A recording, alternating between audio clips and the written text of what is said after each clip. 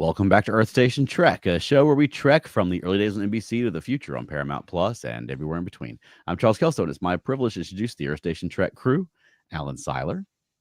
Hello. And Veronica Dashel. Hi. And we're joined by a special guest this week, Nick Wright. Welcome back to the show, Nick. Hey, thanks. Good to be here. Woohoo. Always good to have you, my friend. Absolutely. Good to see you guys. Yep. All right. And what we're talking about tonight is civilians in the Federation. And we thought it's interesting to me to imagine these people who are just going about their day-to-day lives while all the Star Trek is going on all around them. You know? Yeah. Right. Not involved in it, just kind of doing their thing. Right. Yep.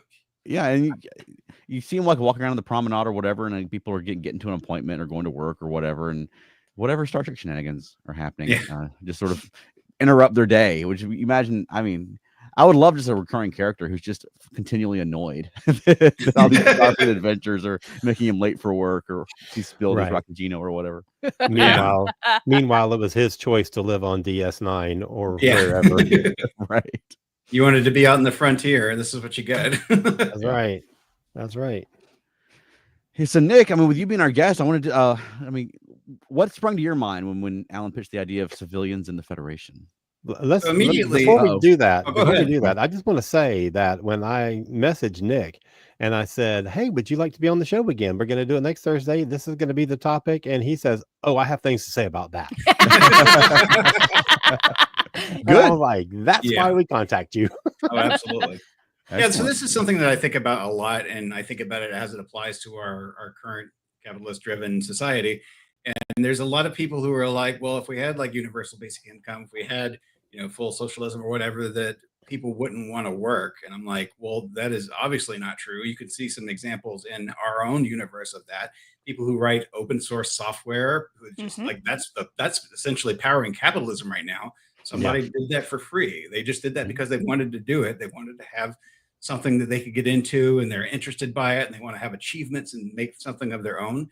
People play games. People just go to get completely different virtual rewards, just to kind of show that they were able to do it, just to do things because they're interested and because they want to do it.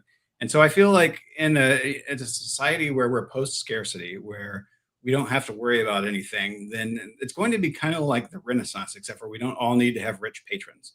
And the Renaissance happened because a bunch of creative people had a bunch of time on their hands because they were being supported by these rich guys. And so they were able to do art, they were able to do science, they were able to explore things, they were able to explore humanity, to do philosophy. And I just feel like that's the kind of thing that you are able to do when you don't have to worry about spending every single minute of your time worried about where your next meal is going to come from, worried about keeping the lights on, keeping the roof over your head. So I think that's the idea of what it should be like on Earth. And if you don't really want to stay on Earth, because you might be like Mariner, and Mariner thinks it's boring because there's nothing to do but have recitals and go to libraries and museums and stuff on Earth, then you can go out and you can choose to be one of those people who can go down in history as like, I was one of the first colonists on this planet, even though it was super dangerous. I helped establish this society that we built out here.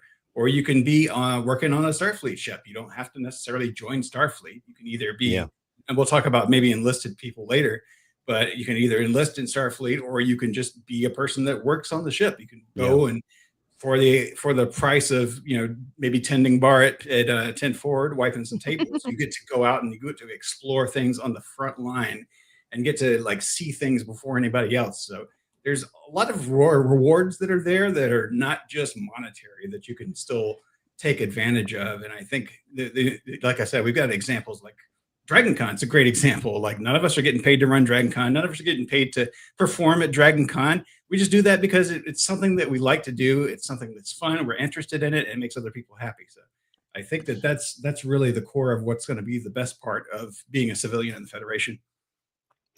I think at least one of the classic examples of what you're talking about is H.G. Wells' The Time Machine.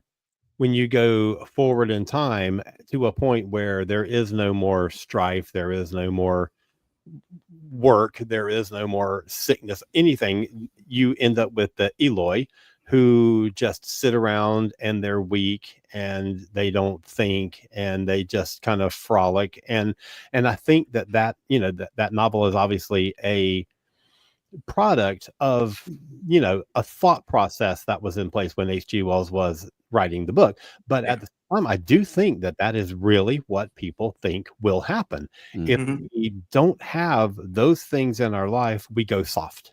I feel like if we have too much technology in our life, we go soft. Well, that too. Well, I mean, it could be, but we certainly have a lot more technology than we used to. Yes. And I mean, people are doing fine. I think, I mean, in a post-scarcity society, I think there are a lot of areas where there'd be people with more interest. Like, there's a lot of people who don't become marine biologists because of the economics of it, right? A lot of people who don't pursue artistic pursuits. I think that's the first thing you thought of me, because my first thought was, I spent a lot of time not getting paid for things that I put a lot of work into, not getting paid enough to live. But I mean, it's also I mean, it's something that's fun and it's engaging. I mean, I wonder though, like, there's still somebody who's cleaning up. There's still somebody who's, I mean, I guess like pruning the shrubs and things, like people do that for fun. But I mean, there's a lot of jobs that people don't do for fun. And I mean, I just wonder, I mean, if those jobs even still exist, we don't have robots or something to do them in the future. Assuming that's not the case. That I don't know, like the guy who, I mean, I guess there is the guy like on the Enterprise D that has like the space age looking vacuum cleaner thing that's going around, and maybe that's his ticket. Like maybe my ticket, I want to keep these carpets really clean, and I get to see out the porthole into the universe. Was that not a behind the scenes shot of? No, there's some kind of mechanism thing. There's a background guy. I'll find a picture of it. Because Riker famously told somebody the ship cleans itself. Right. Oh yeah, when they had the Irish racist people, the prejudiced. It was kind of like not really a great interpretation of Irish people, but it was still a pretty fun episode. But the lady came up and she's like straightening up his room, and he's like, "You don't have to do that. The ship will take care of it." She's like, "Oh, well, good for the bloody ship then." Right. But our friend. I feel like, our friend Elaine says that Wall-E is another example of what people think the future will look like. And that's the other thing that came to my mind. I didn't do both examples. That's what I was getting when people go soft. I mean, that and ChatGPT, but Yeah, because if you don't work at McDonald's for your entire existence, then you're not going to be tough, I guess. Right. It's very important for you to toil at Walmart. And I will say that, like, they do have, their ships clean themselves. There are some service tasks we've seen. And one of the things that I always found was interesting was, how the heck does Joseph Sisko's restaurant work? Right. I can understand being Joseph Sisko and being like, I'm going to run a restaurant. It's going to be great. I'm going to cook all my favorite food from my family's history, and people are going to love it, and people are going to love me. But then people are in there wiping the dishes, and people are shucking oysters. It's not just Ben and Jake when they come visit. They have other people wiping tables and stuff.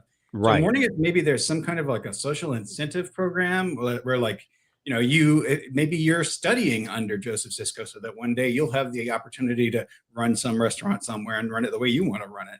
Or maybe there's other things, like you have a social credit or something that you work up, but it's not tied to your existence. It's just because this is a path of things that you want to do, and in order to do this, you need to go through certain things to get there. Right. But also, Mr. Sisko has to order supplies. He has to, there has to be some exchange going on, because we're told there's no money, but there's something, credits or whatever. But there has to be a system in place where he can order in enough shrimp for the day to make his etouffee or whatever he's making, but still, that's an interesting angle that we haven't really ever seen much of in Starfleet, because all the shows that we watch have been based in Starfleet, have been based in people who are in service, and we see civilians on the fringe, sort of on the sidelines, and we see them occasionally, like they'll go to the barber or whatever, and he's just sort of cutting hair, and there's Mr. Mott, who on the Enterprise cuts hair, when Lieutenant Moxie Magnus has her day off or something, I guess. Yes. But these people exist somehow, and it's interesting to kind of figure out what it is that makes that society operate. It doesn't have to be money, but there has to be something. Let me get a comment though. Our buddy Bill says marine biology was mentioned. Nick, are you a marine biologist? No, I draw comics and I used to work in technology. So,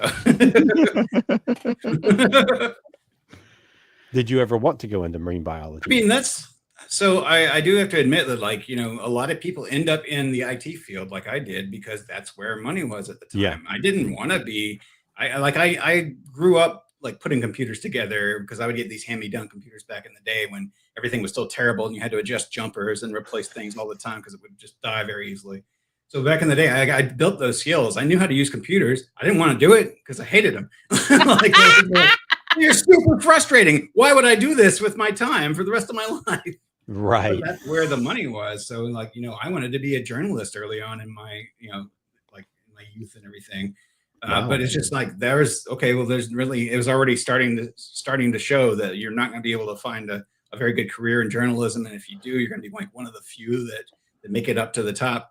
And it's like, well, but yeah, everybody needs people to work on computers. Everybody needs people to be doing tech support and to do engineering and stuff like that. So eventually, after working through service jobs, I found my way into working tech support and went into engineering after that.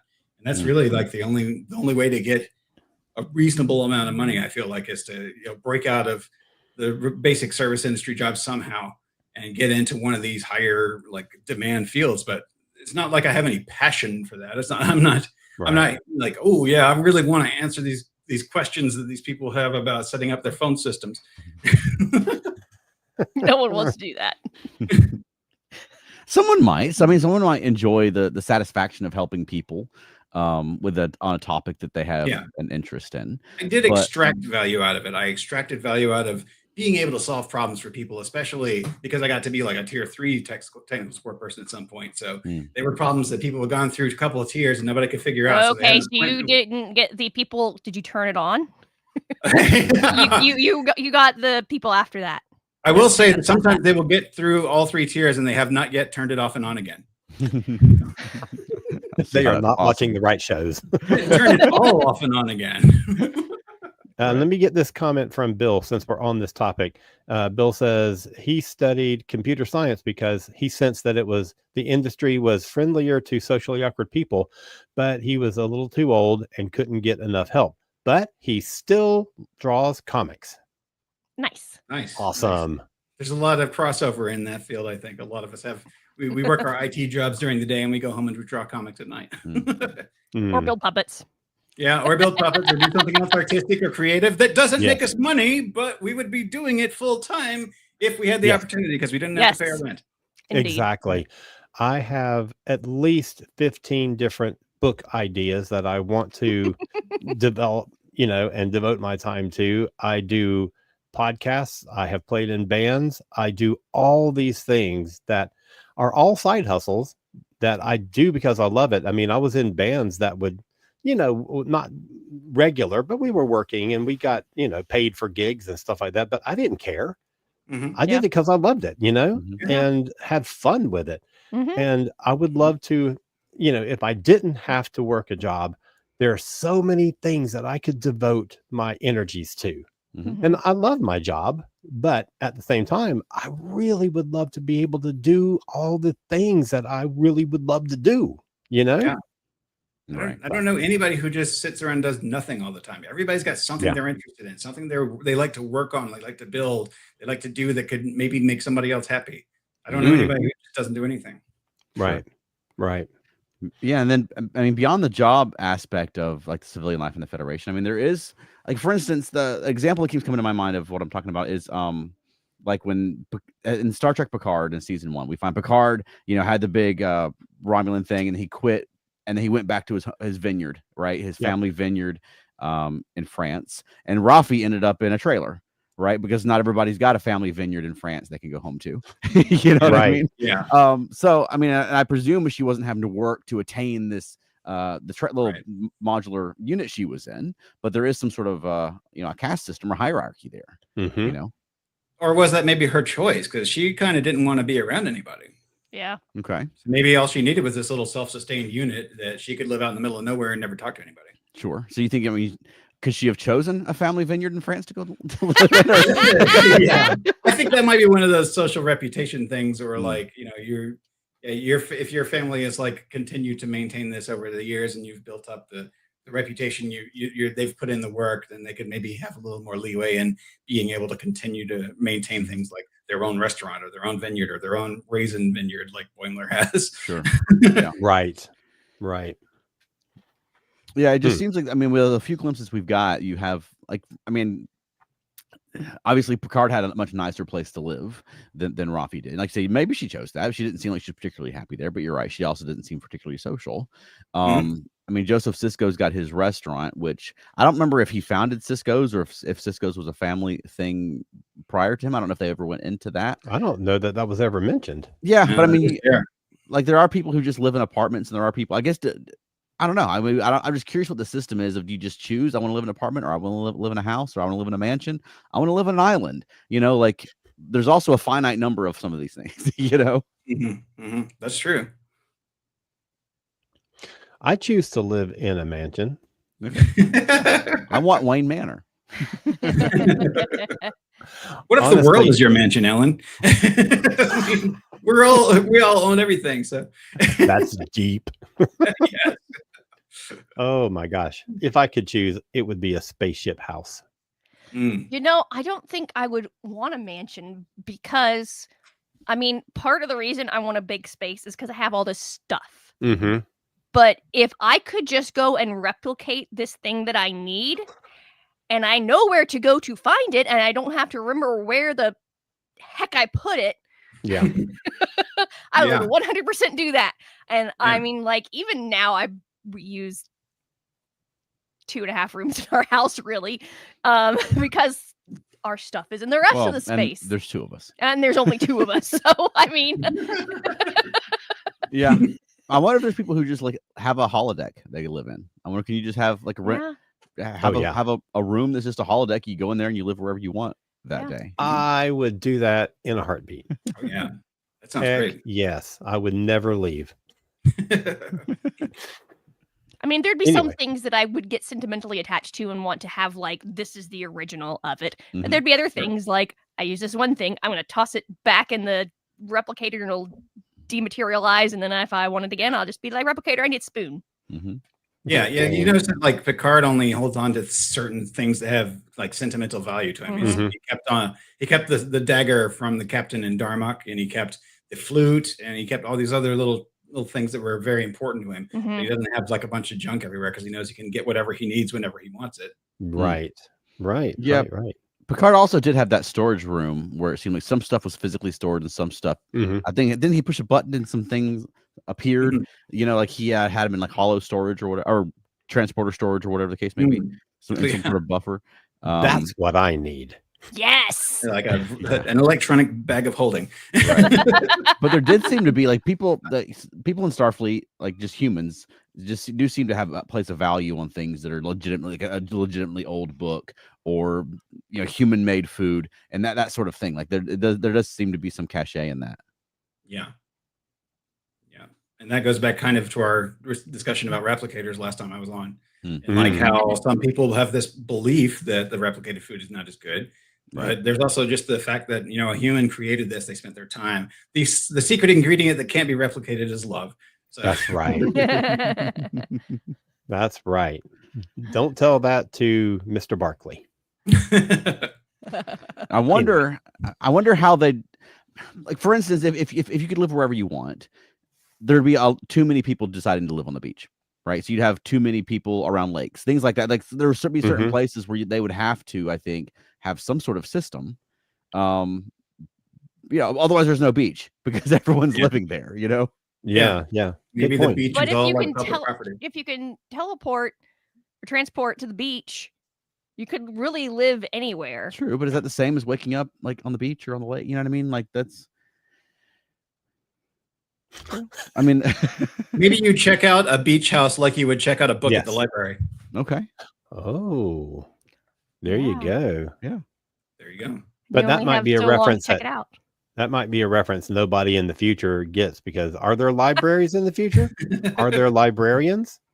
If there are, then I could get a job on a starship. Yeah, depends what planet. Because Mr. Atos was a librarian. Yeah, I was about to say, wasn't there at least one librarian at some point in Starfleet? And there was like the collectors, that collect things. They basically have a library of stuff. That's right. The hoarders. There's that galactic library in the last season of Discovery, right? Yeah. Oh, true. Sure.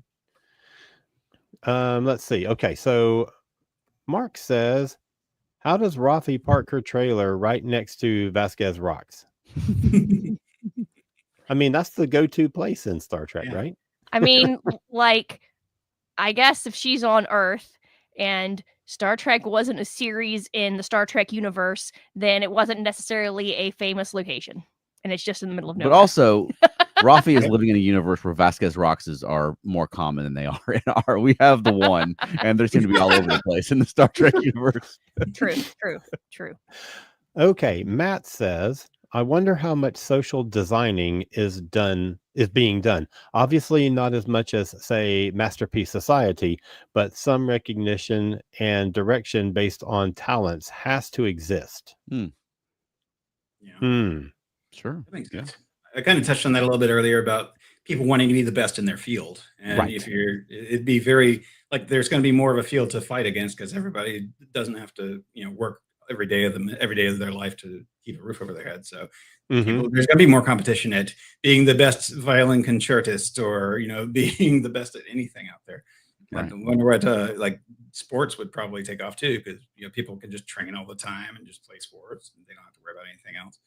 Right. That's how baseball made such a big comeback. Yeah. All thanks to Cisco. That's right. Well, I'm sorry, go ahead. Sorry. Elaine says, I would think that there would still be librarian or archivists in the future. And I'm sure there is. I was sort of being facetious because all we ever see are, electronic works on a single pad. You always see people with a stack of pads instead of one pad that accesses everything. So someone's got to archive all those pads. Right. Yep. I got to catalog this pad, man. Yeah. Dewey Pad decimal system. Exactly. Well, there does still seem to be, some either social pressure or just individual pressure. I mean, I'm thinking of Julian Bashir's parents, where when he was a child and falling behind in school and not particularly physically adept, having trouble identifying a horse and a cow, and they feel like he was falling behind. Like there still does seem to be some sort of behind to be behind. Like there's where at least they felt their kids should be at this point, to the point where they're going to take him off world and have him genetically manipulated, right? Not just, okay, he'll learn how to do math in a few years and then he'll just pick which island he wants to live on. You know what I mean? Like there just does still seems to be some negative consequences to being behind as a kid, presumably because he'll be behind as an adult as well, and won't achieve what he could have achieved. Now, maybe that's just because they just really wanted him to be an achiever. But I mean, she specifically was talking about, his mother was talking about what it's like watching your kid fall behind the other kids and that sort of thing, right? Like that does seem to still exist amongst people in the Federation. I think that's also just a missing of opportunity. You want your kid to be the strongest, the best, the fastest, or whatever they want to do, because you want to see them do great things. But the alternative is not they end up homeless and starving on the street. The alternative is they still have a pretty nice little life, but they didn't get to achieve the great potential that they may have been able to live up to otherwise. Sure.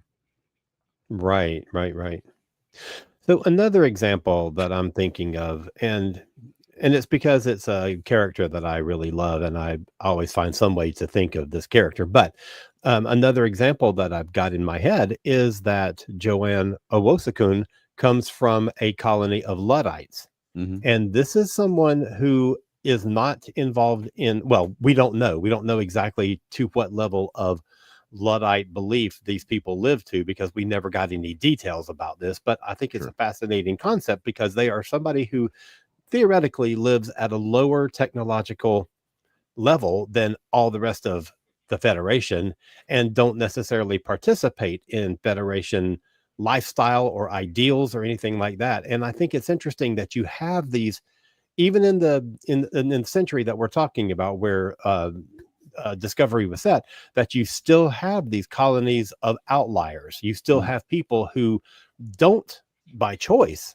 participate in the dream, the avarice of the Federation. And we have to consider those people as well as being somebody who they're civilians. They live in Federation territory, but they're not part of Federation society or ideology. And I think that's really interesting. And I really wish we had gotten at least some little bit of insight into that situation, her character, and how she came from that situation, how she left her family behind, how she, decided to not participate in that community, how she stepped away from it. And I just think that's such an incredibly fascinating idea that we never got much of.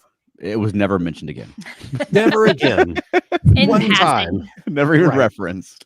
Yep. But we have seen a lot of folks who wanted to go start a farming colony, right? And are people, I mean, even the most recent Strange New Worlds episode, people who are living in what looks like a small town USA that they have constructed out in space somewhere, right? Where they could be living in whatever kind of space cities they want to, but they like, having a little grocery store and a little playground and saying hi to the mailman, which they seem to have technology, but they seem to be wanting a simpler life. Now they had it next to with a Gornar, so that didn't work out.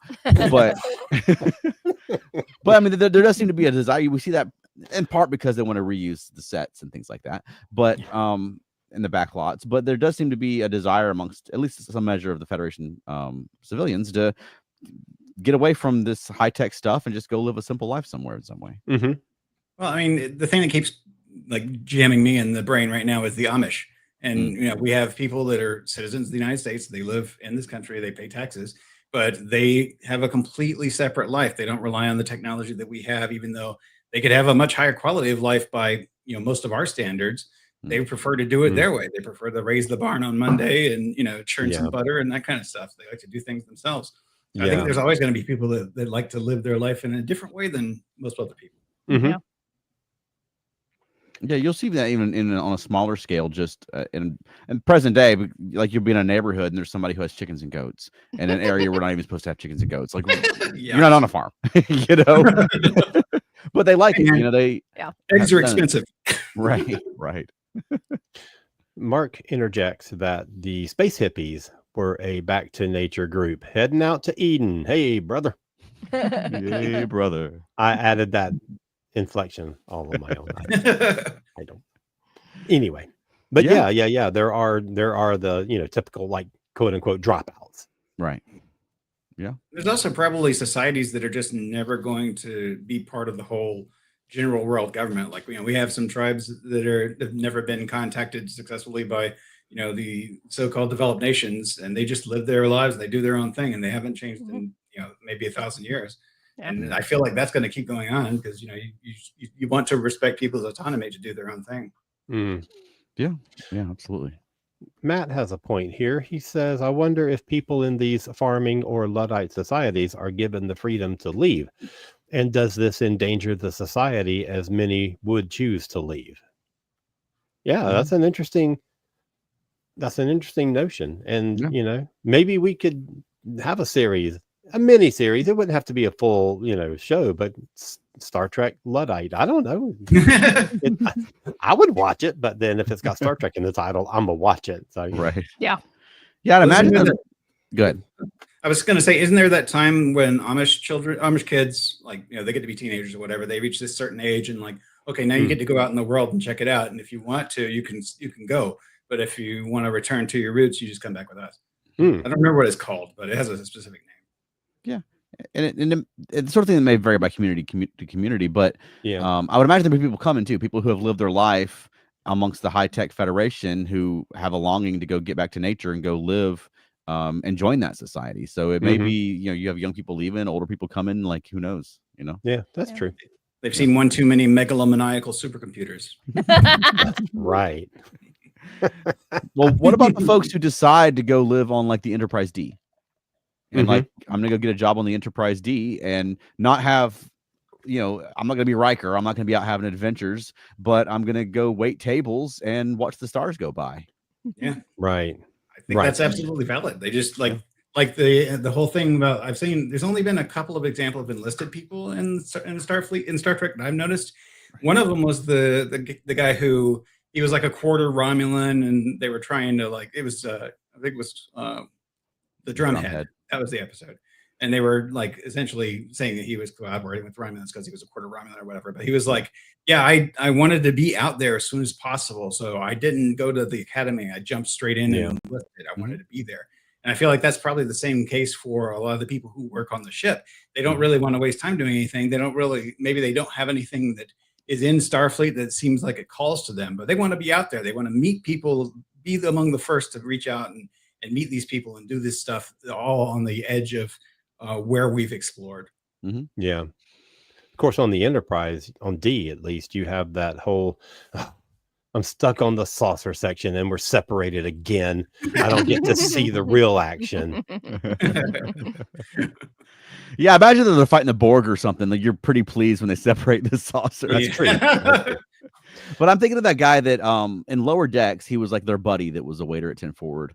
And you know, he's just hanging out talking to them. And then he's like, oh yeah, here's Will. And they're like, oh, you can't call him Will. He's like, yeah, I can. Like, I'm not in Starfleet. Yeah. I don't work for him. Buddy with Will as well. Like he seems to be like he's having a great time. Yeah. Absolutely.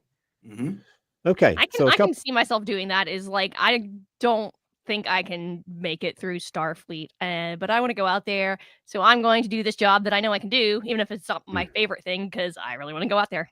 Yeah. Absolutely. Okay. Mark says that the Star Trek Legacy team could find the Borg back to nature farming cube. Okay. Elaine informs us that the thing that you're talking about, yes, exactly. Rumspringa. And Mark says there are wait staff in 10 Forward and Mr. Mott is a civilian barber. Yes, exactly. Yep, we mentioned Mr. Mott a little while ago up at the top of the show. And he's kind of one of the first ones that I think of when I think of people who are not enlisted, but just serve a purpose on the ship. And he could have his barber service anywhere, but he chooses to have it on Enterprise D. And that's pretty cool because, you know, I think it would be such an interesting situation because you are in a contained society, you know, there may be births or whatever, you may take on a colonist or something, but for the most part, you have this community of however many hundreds of people, and that's your community. And I think that's a really cool kind of situation, and you get to know these people in a different way, I think, than if you were in a big city or something like that. Yeah. I wonder how often the folks who are just living and working on the Enterprise D, but they're not part of Starfleet, get to leave, because we see Starfleet officers go on shore leave and go to Starbases and things like that. But I don't know if we've ever seen, unless it was an evacuation, we've never seen all the waiters from 10 Forward heading off to know, Starbase 10 just to have a vacation, you know?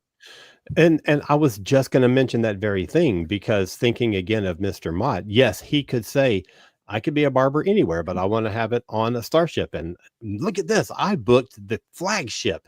Oh, that's amazing.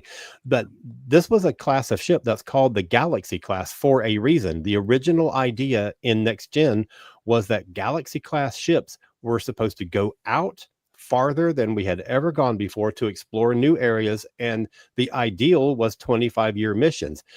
Now, we saw in 7 years of Next Gen how freaking often they come back to Earth.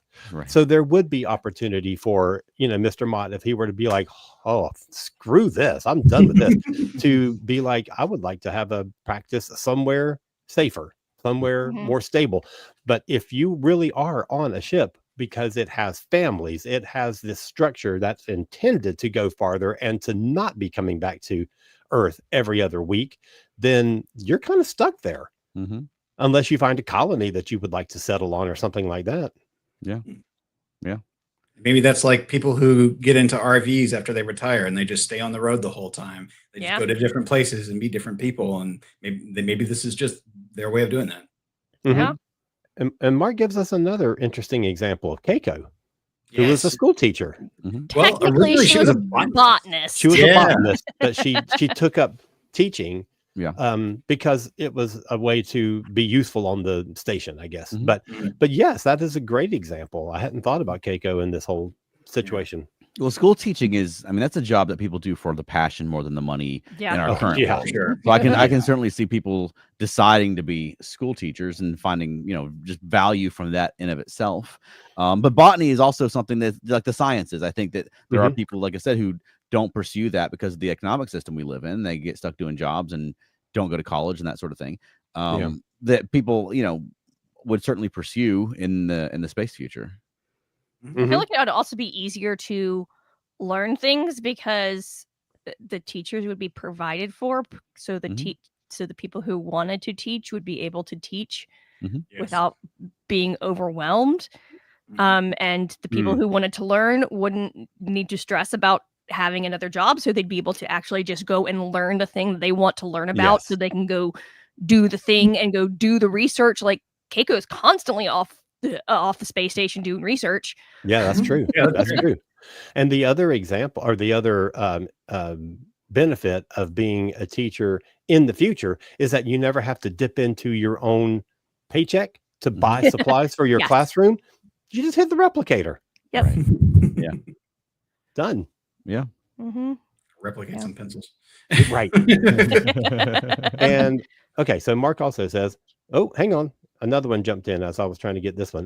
Would Neelix count as a civilian on Voyager? 100%. Yes. I think he's also a member of the crew, so. But so was O'Brien, and O'Brien was a civilian. A non-commissioned officer. O'Brien was an enlisted man. He was enlisted, yes. What's the difference? He's enlisted. Yes. In Starfleet. He's in Starfleet. He's just not an officer. But I really Neelix didn't join Starfleet. Okay. Right. Okay. And Neelix's position in the crew is really more honorary than anything else. Yeah, he also wasn't a Federation civilian, but he did join a Federation ship and go for the ride. Janeway still told him what to do, and he was expected to hold up his end of his responsibilities. That's right. Just like any other member of the crew. That's right, because he joined a community, and that's how this community operates. Yeah. Matt says, on DS9, though, this isn't just Federation society. Correct. Federation seems to have been brought in to administer the station. Ferengi and others run presumably profitable businesses. Yeah. Absolutely. It is a working station that Starfleet has a presence on. Right. And he also says it all works in symbiosis to help the Bajorans maintain and control the station. Yes. Yeah. That's a great example. Another reason why I love Deep Space Nine so much. Yeah. And when Quark was trying to leave in the pilot, Sisko made the case that he's a community leader. He needs Quarks to stay because he's sort of the hub of the community. And so, there is value to even the Starfleet officers of these civilian presences, and especially in a case like Deep Space Nine, where you have a big civilian population. Yeah, that's true. They can see that they can't do it themselves. They have to have a community behind them. Right. It was interesting when we get up to season 6-ish, where they're basically losing the war and they're evacuating the station, and they're just going to let the Cardassians come back on, to see all of those people who are shop owners and things like that are having to exit the station, and then seeing them all come back on 6 episodes or however many later. And because it's not just Starfleet personnel that you see, report to station. You have civilians who you can order them to. Now, the idea was that it was Federation citizens who were being evacuated, but they could have chose to stay, i.e. Jake Sisko. Right. Well, technically he snuck. Hid sure, but I feel like anybody would have to snuck, even though that's not a word. Because they have technically been ordered to leave, and they should. Yeah. But anyway. I was also thinking about the fact that at one point, Sisko was like, well, you don't have to pay any rent here. So how much would all of this rent cost you if you had been paying rent? So I'm wondering how it's decided that the other shop owners get to have a shop there. Like they're often talking about the new Klingon restaurant, or the new this store, the new that restaurant. And it seems like if you were able to get a place there doing a thing you enjoy, why would you leave to make a space for someone else? Right. Yeah, that's true. I'm sure they're highly sought after. When When things are looking good, not when the Iraq are not the best place to be. And what happens to their shop when they have to evacuate? Yeah.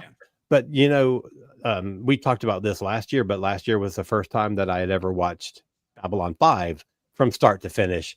And I was really, really surprised that the issue of rent came up as many times as it did, that people, even officers, had to pay rent to live on that station, and they got downgraded to different quarters if they couldn't pay their rent, and shop owners had to rent the space that they're in, and their shops would close if they couldn't pay rent. And I thought that was so interesting and so real world, as far as like, the world that we currently live in. Yes. They were forced to go there by their government. Why is their government not providing them housing? They even do that now. When your government is like, hey, guess what? You're going to go serve in Africa. You're provided with room and board. You don't have to pay for that room and board.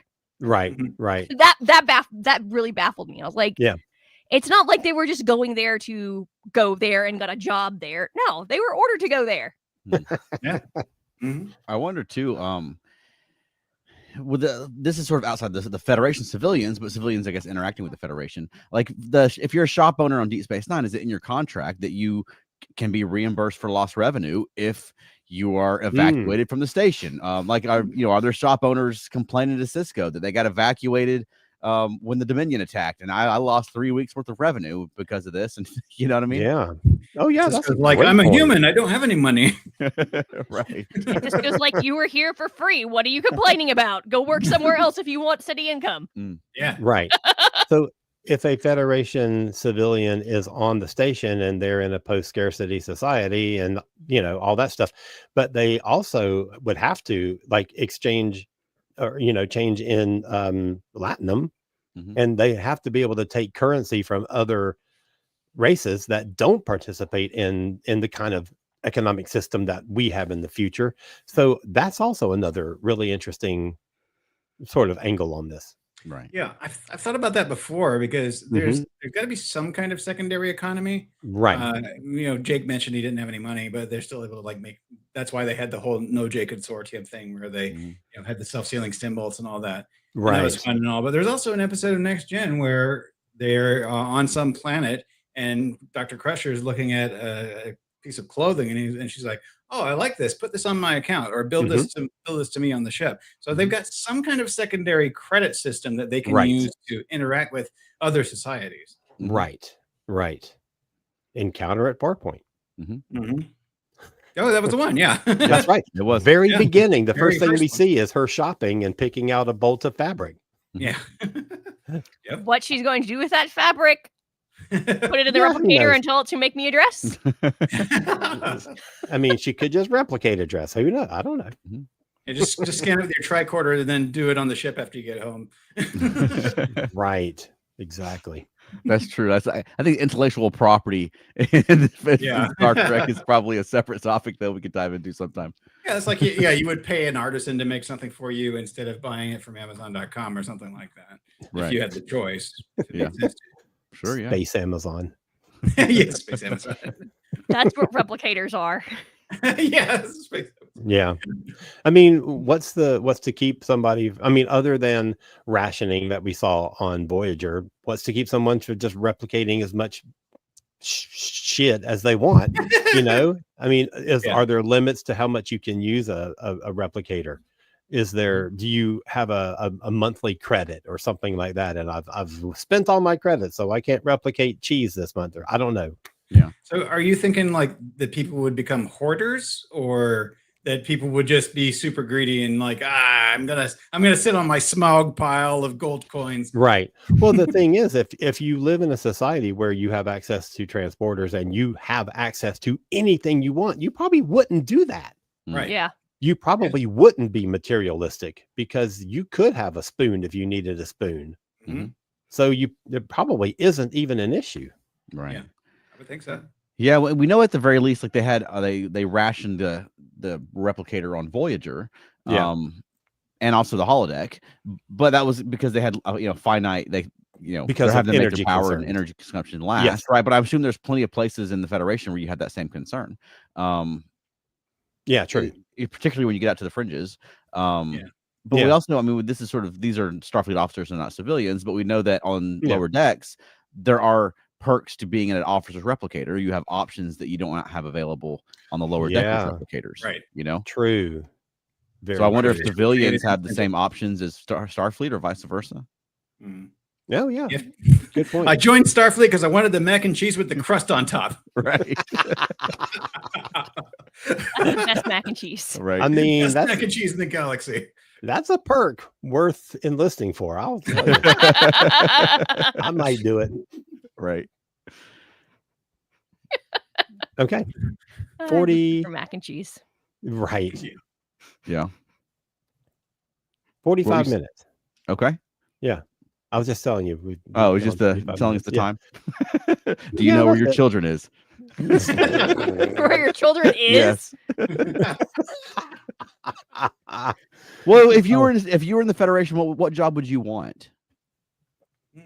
If you could choose, that's a great question, because people always, we've talked about that before, and the question is always asked: if you were in Starfleet, what position would you do? What job would you do? But if you were just a Federation citizen, if you're just some schlub, what would you go do?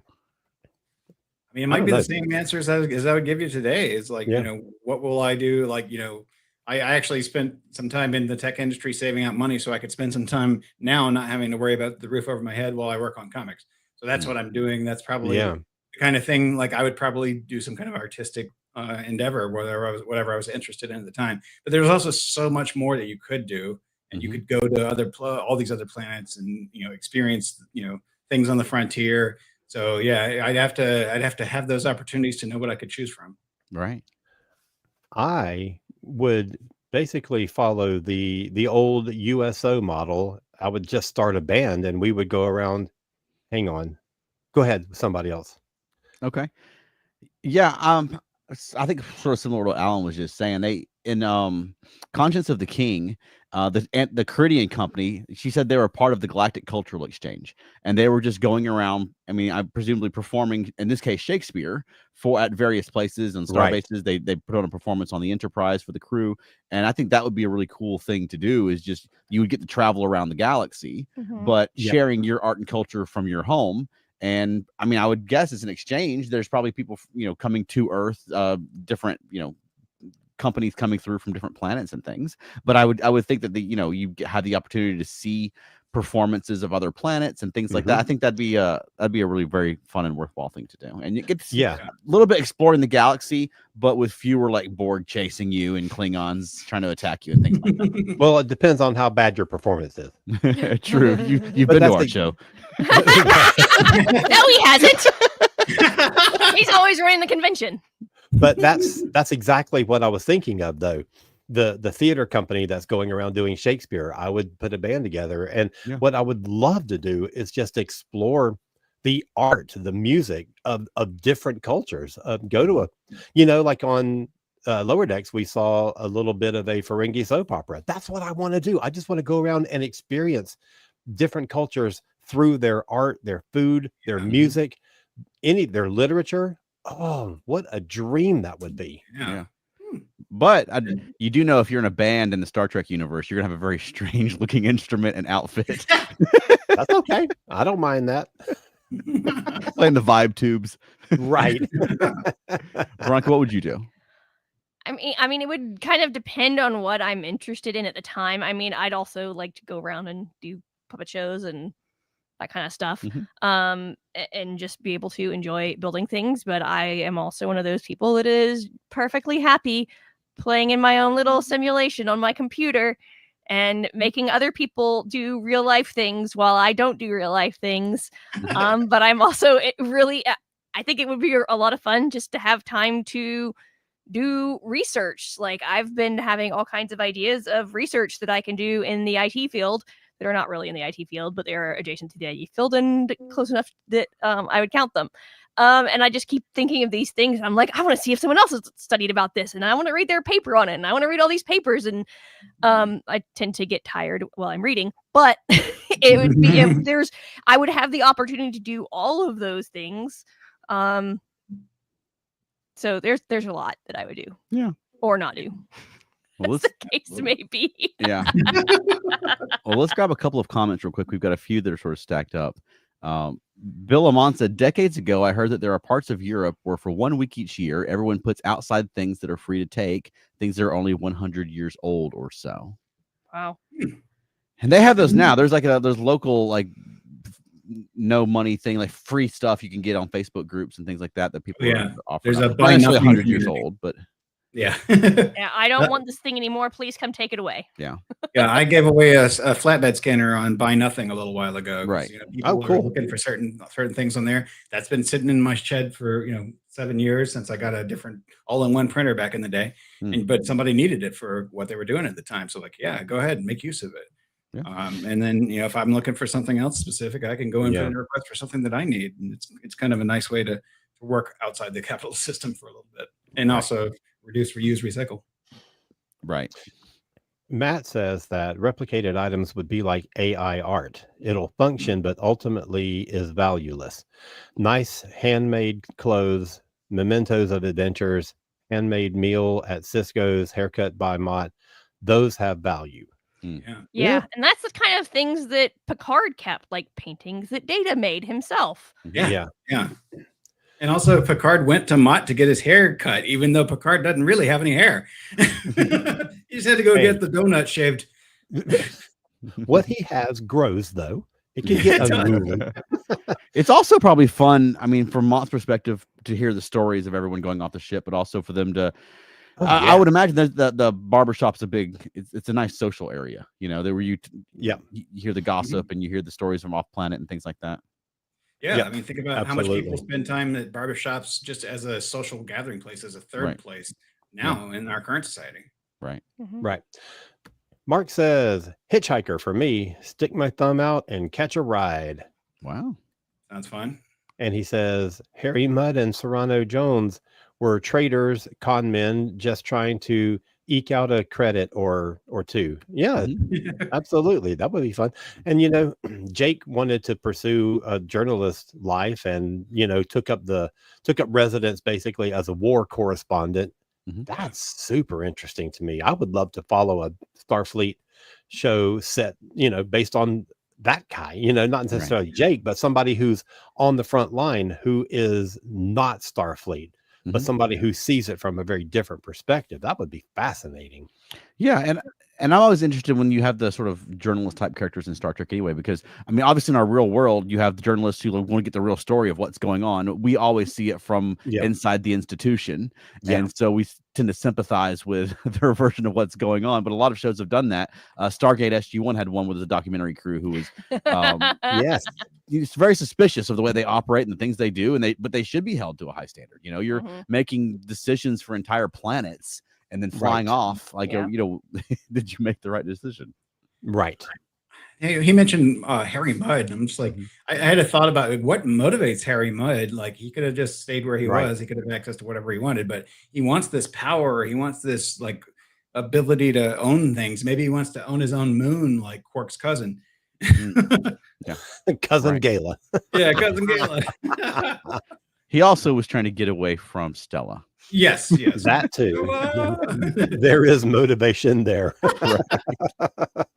Indeed. Oh boy. All right. Well, Nick, thank you very much for joining us, man. Now you're very involved with the Dragon Con Trek Track. Yes, I am. Can you tease anything? Is it too early to tease anything? What you guys got going on this year? So a lot of the best stuff that you liked from last year is coming back. So obviously we're having we're having the Subspace Rhapsody again, which I think Veronica can speak to a little bit later. Yes. And we're having Infinite Riker games. That's back. We're trying to get bigger rooms for some of these things, so I can't make any promises. But like last year, we had there were so many people that showed up for Subspace Rhapsody, and so many people that showed up for Infinite Riker games that we really felt like we needed bigger rooms. So fingers crossed, we're trying to do what we can to get them into a better place so that people have a more comfortable time watching these things. Yeah. And we're also doing a lot more interesting panels. We got a submission for a Tuvix panel, so we'll see how that goes. Please, can I be on that? It's going to be a fight. Lock the doors. And we're going to be back with our Salamander Awards this year again. Alan's going to join me for that. I'm going to go ahead and start taking submissions for that soon. So if you want to get in a submission for the Salamander Awards, the Salamander Awards is where we do a collection of the best of the worst episodes of any Star Trek series. And we put them in a bracket and we put them against each other, and the audience votes on one episode or the other until we get to the best worst episode of the year. So we've had Spock's Brain so far has won, Sub Rosa has won, and then last year finally Threshold won, because Threshold was, that was the name of namesake of the panel. Voyager episode where they turned into salamanders finally won the Salamander Award last year. So those are out of contention. We're gonna see what comes up next. So awesome. Keep in mind, if you got a fun episode but it's bad, but you like it anyway, bring it over and submit it either on the Trek Track Facebook page or our Discord. Right. And it's also a Voyager heavy year this year. Yes, it is. Yeah, right. 30th anniversary. 30th anniversary going on.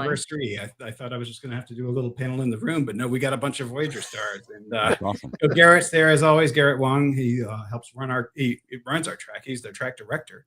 But he's also got some of his buddies. He's got Tim Russ, and we got Robbie McNeil and Rob Picardo. So yeah, it's going to be big. We might get more. We never really know who we're going to get. Obviously, we already have Shatner that's been announced. We might have more people get announced later on, so you'll know it when we know it. Shatner got announced? Yeah, Lisa. He was like the first Star Trek person announced. Yeah, he was one of the first people announced. Did I miss that, or did I see it and completely forgot? I don't know. Okay, well, that's really cool. But I mean, Voyager 30th anniversary, there's no chance that Garrett isn't going to talk all his pals into coming and doing a big thing. Yeah. So, that was a given. But I'm excited about it because we've got that documentary that's on the way. Yes. And what if we were able to do the first screening of that thing? That would be really cool. Oh, that'd be so awesome. Yeah. So I am a backer of that. They did send us a digital copy of those, but I don't think it's actually been screened anywhere yet. So it has not, as far as I know. Yeah. Amazing. Yeah. I remember the year they because when Doctor Who was going live and it was a new episode was coming out DragonCon weekend, and they decided to show the new episod of DragonCon. That was almost a fight in the lines because there was multiple lines. Right. But that would be awesome. Well, on the subject of DragonCon, did you want to tease what's going on with this weird thing? Yes. So we have a lot of the same cast coming back, some of them in different roles than they were before. I am still Pelia. I'm probably one of the few people that was like, I want to be Pelia. But there's a lot of the same fun gags coming back that we had last year. With some new stuff. I won't like say any specific stuff. Nope. But I will say that things Christina Chong had said that she wanted in a musical episode of Star Trek influence some things that will be doing. So I will tease that. Won't give you more specifics. But it's gonna be a lot of fun. So I'm really excited. We don't have 100% firm time. We of course don't have 100% firm room. We'll find that out you'll find that the weekend of the con. It might change while we're waiting to set up. But it's going to be awesome. And if you can make it out, definitely try and make it out. Definitely line up right after the panel, right before it is going in. So about an hour and 15 minutes in advance. I was fortunate enough to be the Trek Track volunteer that worked that room last year. So I got to experience it. It was amazing. I had to sleep with a cast member. And even then you got bumped. Almost. I did get bumped. I did not get to see it. I was in the room. Oh yeah. But I was not in a chair. Some people that I saw you briefly. Did you go out to use the bathroom or something and then come back? And you couldn't? They kicked us out. Oh wow! Yeah, there were some people that realized, if you weren't in a chair, you couldn't sit in the room. And some of my friends didn't realize that was going to be the case, and they had just decided to sit in the back and show because they could see the screen from the back. Exactly. And then they got kicked out after a bunch of people came in after them. Fire code issues. Like I said, I'm so really funny hoping because we'll it's get a better room. Yeah. Anyways, but yes. All right. Well, Alan, where can people find more of you? CosmicCreative.com. KOZMIC Creative.com. I would say that I've got new things coming up, but that's been saying that for months and they're still not done, but they're getting closer every week. I get a little bit closer, so eventually something will drop. I don't know. And how about you, Nick? So I do a webcomic called Treading Ground. It is a raunchy rom-com about broke people. and that's at treadingground.com. And yeah, it is raunchy, so just watch out for that. Nice. But you can also see all the other stuff that I'm into on nickthewright.com, along with all my socials and various sites that I'm on. And how about us, Veronica? Feltnerdy.com. That's right. We've got a couple of library shows coming up this month, and some other fun things we've got in the works. And we'll be back at DragonCon as well. So you can also find us in the DragonCon track. Yeah. And where else can we find us? Monkeying Around, a podcast about the monkeys. That's right. And do you have a closing for us this week? Oh, I didn't. I've forgotten it, and it was something to do with Subspace Rhapsody, and now I've forgotten it. No, dear. Okay. Oh, Oh well. well. Live long Don't and forget your prosper. lines when you come out, Pelia. That's the important part. You can forget this. Don't forget that. Yes. Right. All right. All right. Take care, everybody. See y'all next Thursday. See you later.